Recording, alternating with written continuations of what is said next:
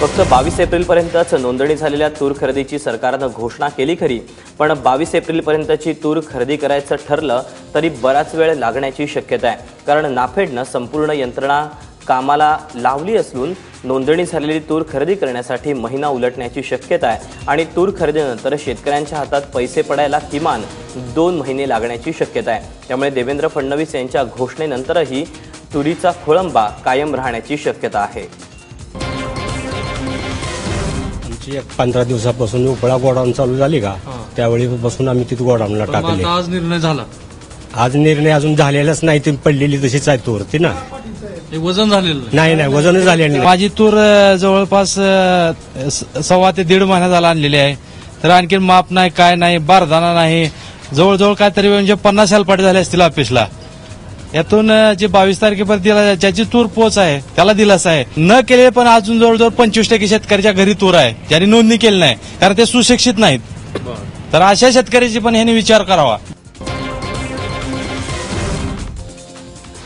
फडणवीस सरकारनं विश्वासघात केल्याची भावना शेतकऱ्यांमध्ये बळावू लागली. त्यामुळे औरंगाबादमध्ये अन्नदाता शेतकरी संघटनेनं मुख्यमंत्र्यांच्या विरोधात पैठण पोलीस ठाण्यात तक्रार करण्यासाठी अर्ज दाखल केला.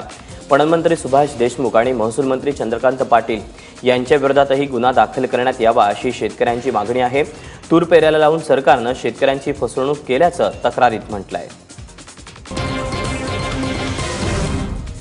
शिवसेनेच्या मंत्र्यांनी आक्रमक पवित्रा घेतल्यामुळे मुख्यमंत्र्यांनी पुन्हा तूर खरेदीचे आदेश दिल्याचा दावा उद्धव ठाकरेंनी केला.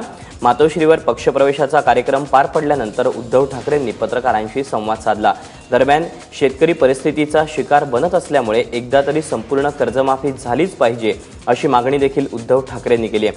यावेळी राष्ट्रपती निवडणुकीसंदर्भात विचारलं असता उद्धव ठाकरेंनी मोहन भागवत यांच्या नावाचा पुनरुच्चार केला. शिवसेनेची जी मागणी आहे की निदान एकदा तरी शेतकऱ्यांना पूर्ण कर्जमुक्त केलं पाहिजे.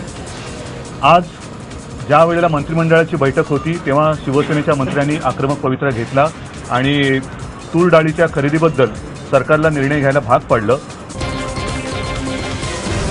अत्यंत प्रामाणिकपणाने सांगतो की शिवसेनेच्या वतीने आम्ही मनापासून मोहनजी भागवतांचं नाव सुचवलेलं आहे.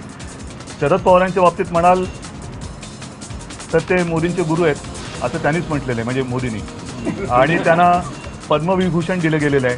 त्याच्यामुळे मला माहीत नाही कोणाच्या मनात काय येईल आणि काय होईल. विरोधकांनी शेतकऱ्यांच्या संपूर्ण कर्जमाफीसाठी काढलेल्या संघर्ष यात्रेचा आज दुसरा दिवस आहे.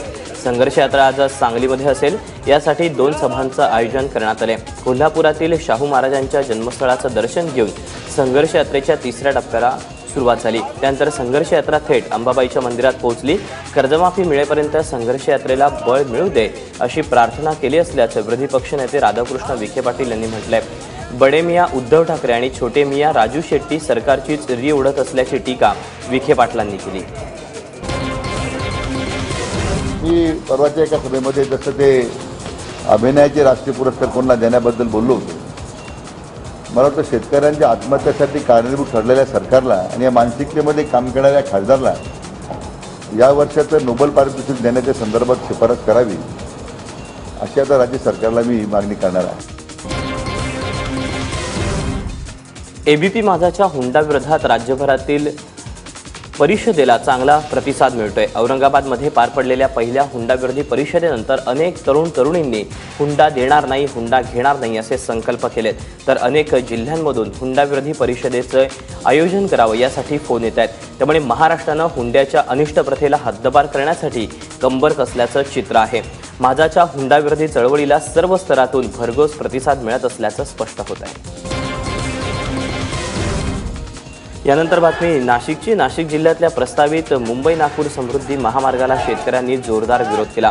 आज राज्यव्यापी चक्का जाम आणि जेलभरो आंदोलनाचं आयोजन शेतकऱ्यांनी केलंय. प्रशासनाकडून शेतकऱ्यांना नोटीस बजावण्यात आली आहे. विशेष कार्यकारी दंडाधिकाऱ्यांकडून ही नोटीस बजावण्यात आली आहे. सर्वेक्षणाच्या कामात अडथळा टाकल्यानं तुमच्यावर कारवाई का करू नये असं या नोटीसमधून विचारण्यात आलंय. त्यामुळे आता हा वाद आणखी चिघळण्याची चिन्ह आहे. बातमी एबीपी माझाच्या बातमीच्या परिणामाची.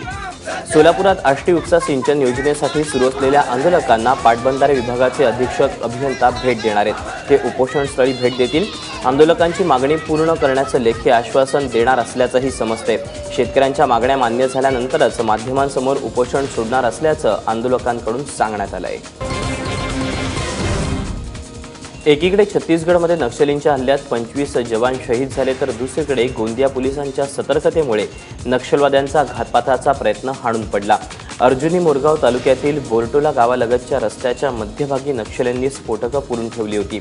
ही सर्व स्फोटकं पोलिसांनी निष्क्रिय केली।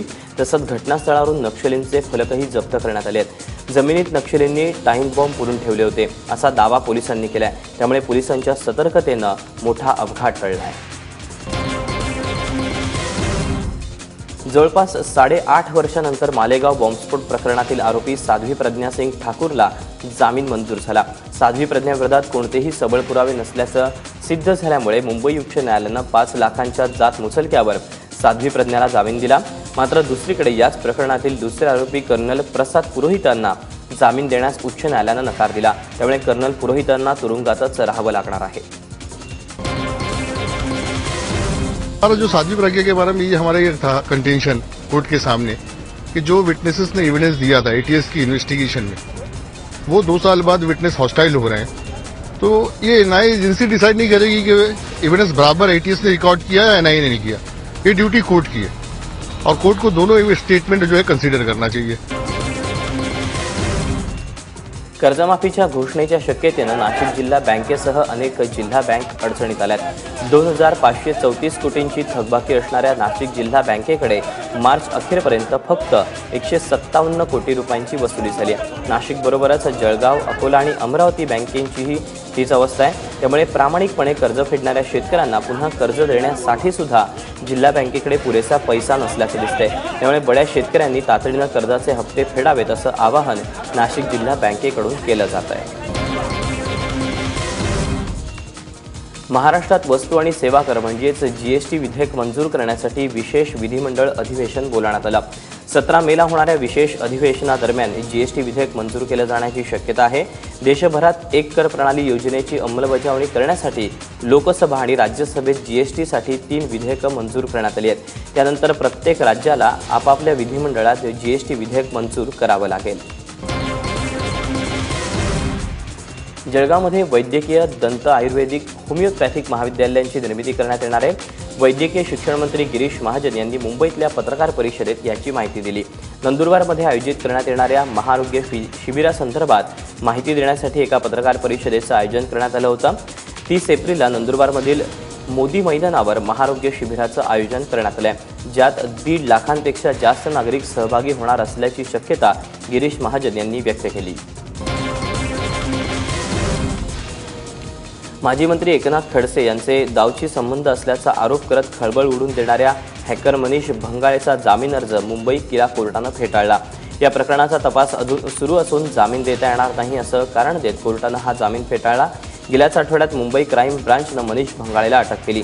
कागदोपत्री फसवणूक करणं, खोट्या कागदपत्रांचा वापर करत प्रतिष्ठित व्यक्तींची प्रतिमा मलिन करणं असे गुन्हे त्याच्यावर दाखल करण्यात आले।